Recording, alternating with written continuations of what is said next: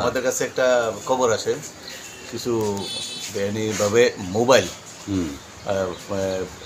কেকেনগর রাস্তার দিকে ঢুকছে একটা গাড়ি নিয়ে। তো অ্যাকর্ডিংলি আমরা এই কেকেনগর এরিয়াতে সার্চ করলাম।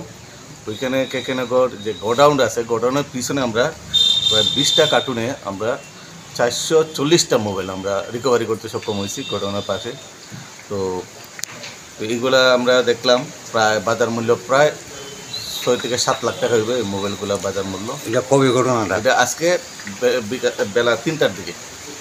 আজকে বেলা 3টার দিকে। তো মোবাইলগুলো আমরা সিজ করছি এবং এইগুলো আমরা ইনকোয়ারি চলছে এবং ইনকোয়ারি করে দেখা যাবে মোবাইলগুলো কোথায় যাবে এবং কোথা থেকে আসলো এবং কী কারণে এইগুলা কোন দিকে যাবে এগুলো আমরা খতিয়ে দেখছি। আমি তো যাত্রাপুর থানার ওসি।